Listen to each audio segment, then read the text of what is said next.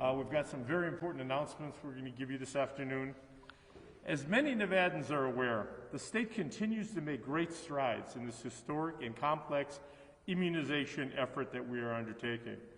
We are rapidly approaching administering our 1 millionth dose of COVID-19 vaccine through the state and pharmacy allocations that have been reported in Nevada Web IZ. I can't wait to celebrate that historic landmark, hopefully in the next 24 to 48 hours. As has been the case throughout this pandemic, the constantly reported data points and numbers don't oftentimes capture the efforts and impacts on individuals and families. The reality is that every vaccine administered, every single one, is one more teacher who feels safe in the classroom, one more nurse who is protected as they treat patients, one more grandma or grandpa who will be able to hug their family members again very soon, and one more frontline worker who will be safe on the job. That's why our vaccination effort remains the top priority for all levels of government throughout Nevada, and we are seeing the results every single day. I want to thank the public health officials, local leaders, local health authorities, emergency managers, the incredible Nevada National Guard, and the FEMA staff on the ground for their tremendous efforts to get shots in the arms and the progress being made on reaching particularly vulnerable Nevadans. We remain focused on equity and access throughout this process. As you know, when we first began administering the COVID-19 vaccine at the very end of 2020, we were getting very small allocations from the federal government, with only 17,500 doses arriving in our first allocation for a state with more than 3.2 million residents. Now, thanks to more vaccines receiving approval and an increase in production, we received 64,610 first doses to our state the week beginning March 8th, with automatic second doses based on vaccine-specific intervals. Every time we've seen a challenge in our state, we've come together to fix it, together. Facing these challenges can be tough in a high-pressure situation like this one, but no matter what, everyone puts their frustrations aside and focuses on solutions. That's the true Nevada way. I'm so proud of the state's immunization team led by Candace McDaniel. As we get more doses delivered, we're ready to scale up distribution as well, so that local entities are able to use the doses as quickly as possible. Because of the increased production and distribution of vaccine and the incredible work being done by the federal, state, and local partners, today I am proud to announce an exciting update to Nevada's vaccination timeline. On March 22nd, we will open up availability to all Nevadans 16 and older with underlying health conditions, statewide. On March 22nd, repeating that, we'll open up availability to all Nevadans 16 and older with underlying health conditions. Vaccination opportunities for this group of Nevadans will be available through the retail pharmacy program. Local health authorities and counties will continue to vaccinate eligible Nevadans within the frontline essential workforce lane, while also holding events for the general population. If you are eligible in your county now, we encourage you to make your appointment as soon as you possibly can. And that's not all. President Biden challenged states to ensure all Americans be eligible for COVID-19 vaccines no later than May 1st. Mr. President, challenge accepted.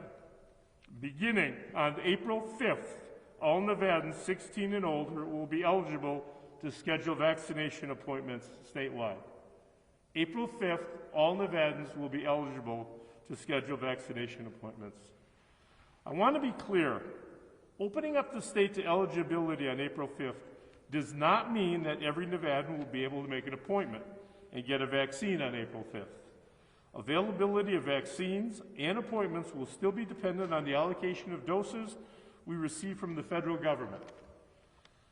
However, this will allow more Nevadans to schedule appointments and receive their shot in an easier way.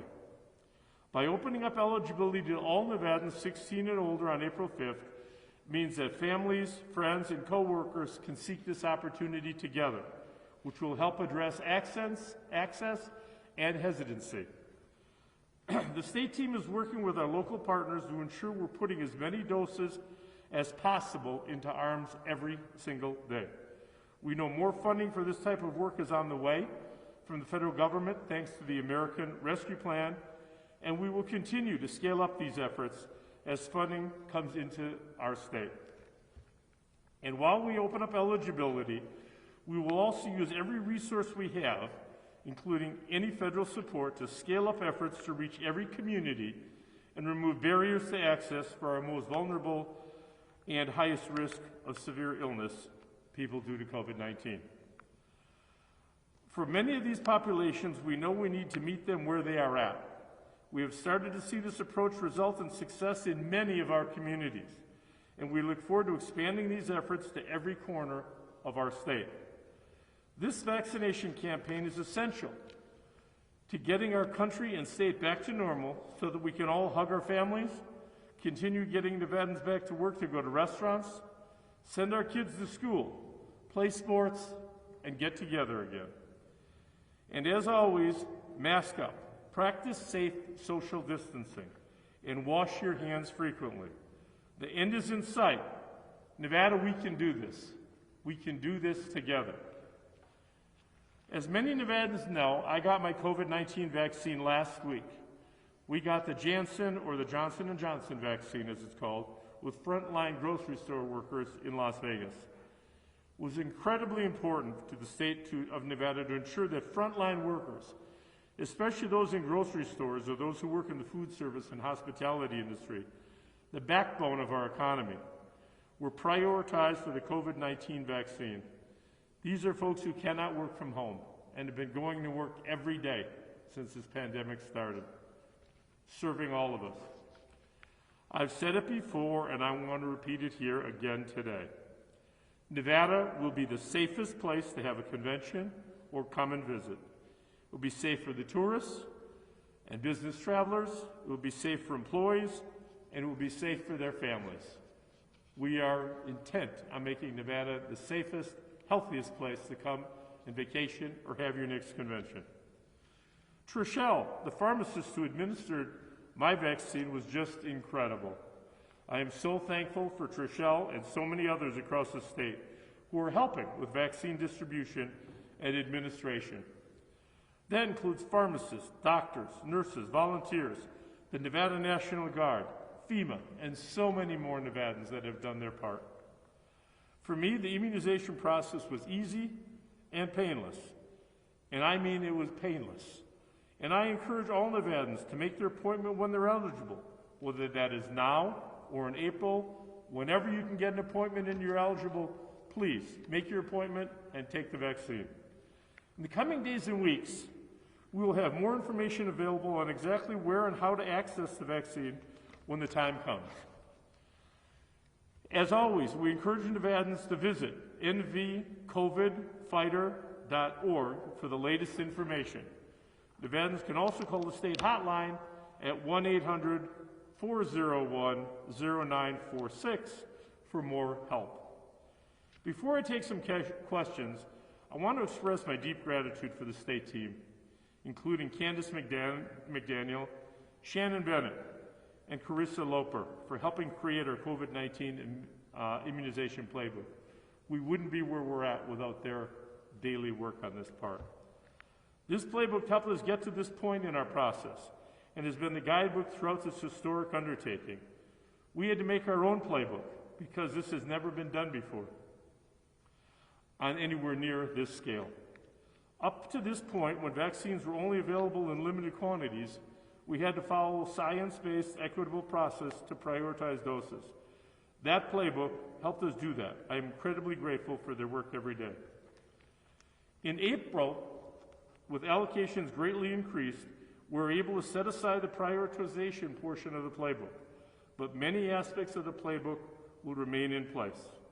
And the hard work from this team and so many more in the state will continue through this process, including the focus on equity and access.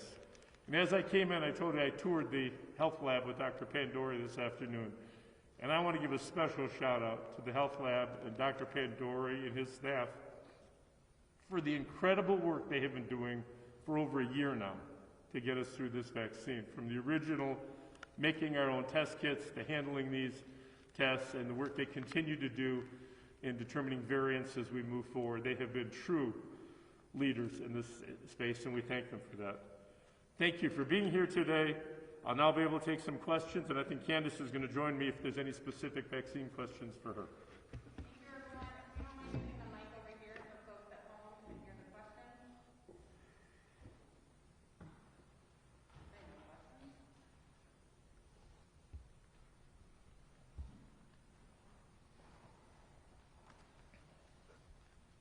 Good afternoon, Governor. Good afternoon. I'm checking to see, before the new administration, it was very hard for the state to know how many vaccines we're getting, when they're coming, all those other types of things. With this new administration and your confidence, 16-year-olds and over can start getting vaccinated in April. Do you have a better idea of how many vaccinations you guys will be getting on a weekly, daily basis? And, I mean, is that what this projection is based on? And I think people are curious about the 3 vaccinations. Nobody really gets a choice, but do you guys determine, or who determines who gets what vaccine? Okay. And yes, thank you for the questions. Under this administration, President Biden and Vice President Harris, they have done an incredible job in increasing our allocation. We have weekly NGA calls with the task force to determine, give us what our allocation was at least 2 weeks in advance. They have told us to expect a significant increase as we move into April. I don't have a specific number, but they have told us that. So we're taking, they've been true to their word every step of the way here. There are 3 vaccines available, and I want to emphasize to everybody that's out there, take whatever's available to you. I was with the Vice President on Monday, the First Lady and I were, and she made a comment. She says, she took Moderna, the President took Pfizer, and I took Johnson & Johnson. We've all taken different ones. Whichever one is available at the time for you is the best one to take. They're all high quality. They've eliminated the hospitalizations and the deaths with people that are getting vaccinated. So we're very confident moving forward with any of them. Thank you. Candace, did you want to add something?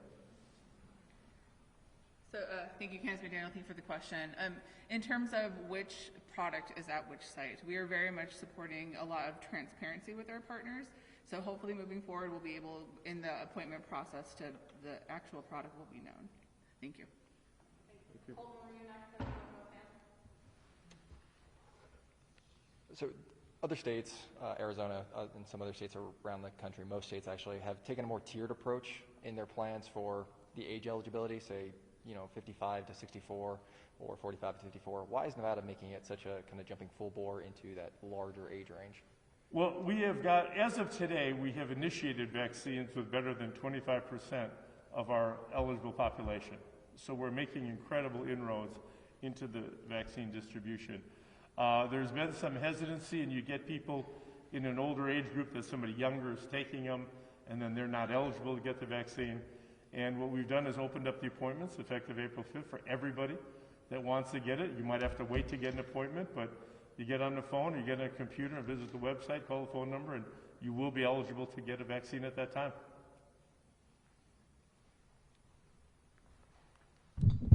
Hi, Governor. Hi. This might be for Candace too, which is fine. So I'm wondering, does opening up appointments this broadly limit your ability to be deliberate or pinpoint gaps or shortcomings regarding your equity goals? How do you make sure you're staying on track with appointments open this widely? Yeah, thank you for the question, Candace McDaniel. So we are actually supporting very targeted outreach. So our health authorities and our community partners are working not only to open up the access right to those healthy individuals in April, but there's going to and continues to be very targeted outreach to those communities that are disproportionately affected. So that entire process will still continue. And what does it mean to meet them where they're at in kind of more tangible terms? Yeah. Actual physical location is just one of those aspects to where decreasing that access or that barrier, maybe it might be transportation, right? So that's just one way of the actual location. Thank you. And to expand on that just a little bit, we're taking the physical vaccine itself and the vaccinator into the community to make it easier so that everybody doesn't have a car and everybody doesn't live on a bus route. So we're taking it in the community to make sure everybody has the opportunity. Yes, ma'am. Governor Sisolak, thank you for your time. My name is Madison. My question for you today is, we have some events that Northern Nevada is known for coming up in the summer that have been previously canceled. What does this summer in Nevada look like in your opinion? Well, I think that our future is looking good. I mean, we're making incredible progress. The hope is that we continue to make progress. We get more vaccinations. We're going to be turning this over to the local jurisdictions on the 1st of May, and then after that time, we'll have to get approved still for seating, distancing, whatnot. We encourage people to still remain vigilant, wear your mask, wash your hands, practice social distancing. But the local authorities will be making decisions on the different events that can be held in different communities. Thank you. Mm-hmm. Hi, Governor. Thanks for doing this. Sure. I'm curious, there are certain demographics for one reason or another who may be suspicious of a vaccine or maybe not want to get it. Is there any particular outreach you're doing to communities who, for whatever reason, may be a little wary of this? Well, And I'll have Candace jump into this too. We are going into every community, whether it's some of our minority communities, our black and brown communities. We were a little behind, I guess, in terms of the equity distribution. It's a priority for me, for our team. It's a priority for the president and vice president that we get into every single community. And whatever methods that is, if that's going into grocery stores in that community, if that's going into schools or centers or faith organizations in that community, that's what we're going to do. We're going to take it into community so that everybody is protected and has the opportunity. Candace, go ahead. Thank you, Governor, and thank you for the question. I think that just really having that access is important, but that is informed by those community providers who know their communities so well. So through the Equity Collaborative with Immunize Nevada, they are engaging all those incredible partners to help inform things like location. And so that process will continue through this response. Thank you. And just as a quick follow-up, what does that mean for, I guess, people who may be engaging in online misinformation or conspiracy theories about this? Is there any outreach as far as those communities? So I just promote the nvcovidfighter.org website. They have incredible information on there, everything from the clinical trials to what to expect after you get the actual vaccination. Thank you. Thank you. Good afternoon, Governor Sisolak.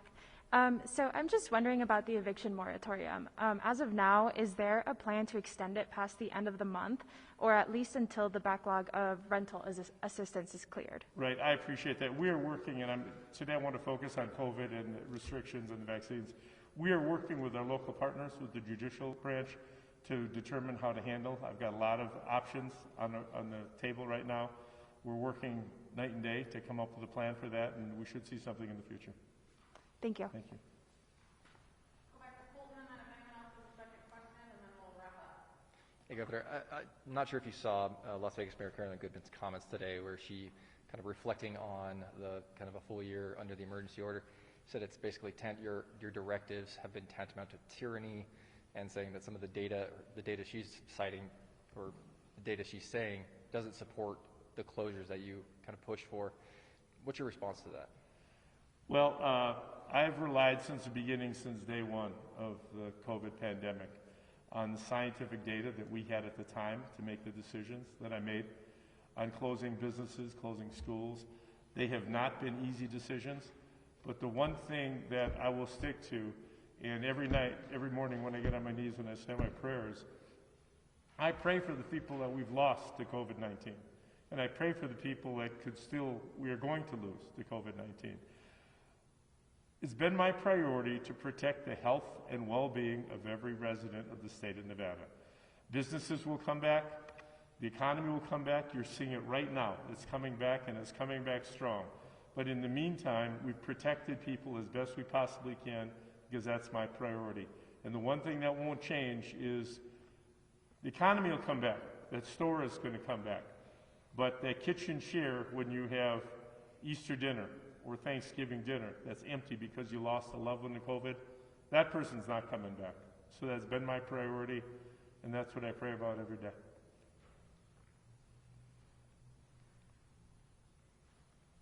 Hi, Governor.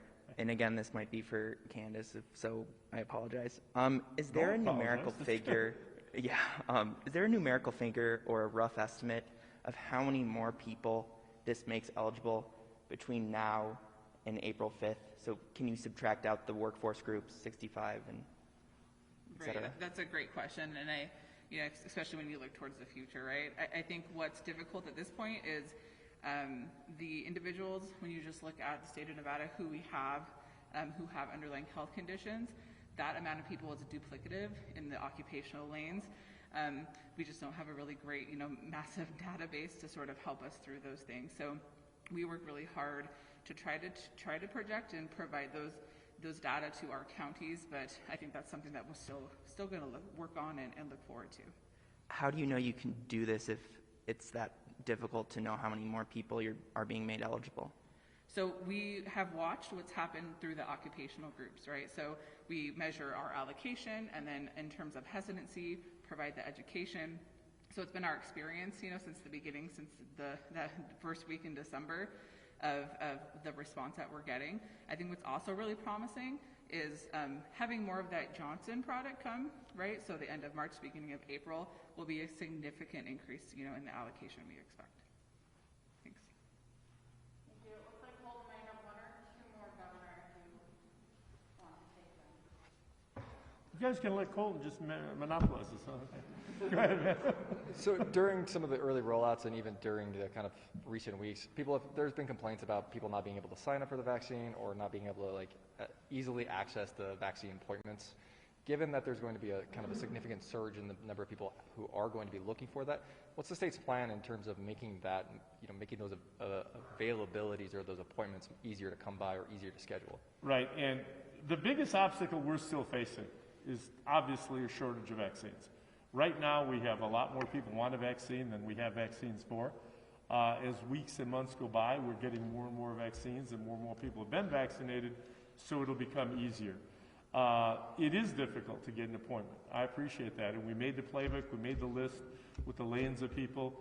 We're getting through them as fast as we possibly can. Like I said, you're talking the state of Nevada, over 25%, that means over 1 in 4 of our eligible population has been vaccinated as of today.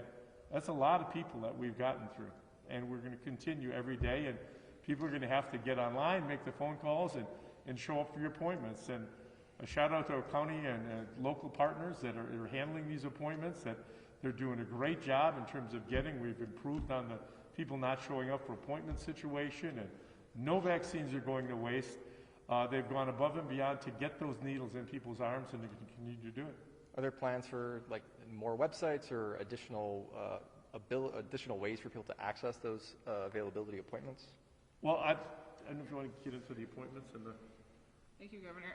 So yes, we actually have this newer tool appointment system, and I think there's been that sort of growing pain working through it over the last couple of weeks. But as we move into April, that will get under everyone's belt, and we'll be able to use that system statewide. One more. There's been, at least now, what we have. Your friends, let me tell you. This is unrelated to the vaccines, but there's been legislation now introduced that would abolish the death penalty. Just curious what your stance is on abolishing the death penalty in Nevada. That's another one that I don't want to get into. I don't know what legislation is going to come over to my desk to take a look at, but today we're focusing strictly on the deadlines of, next Monday and 2 weeks from Monday on expanded eligibility vaccines, and we'll get back on all the other questions at a future conference. Okay. Thanks. Anybody else? Thank you again, and if I could just get one more chance with your audience, please, as soon as you are eligible, make an appointment. Get the vaccine, whichever one is available for you. Whichever one you can possibly get it. You're protecting yourself, your family, and our entire state. Thank you all. God bless you. Have a nice night.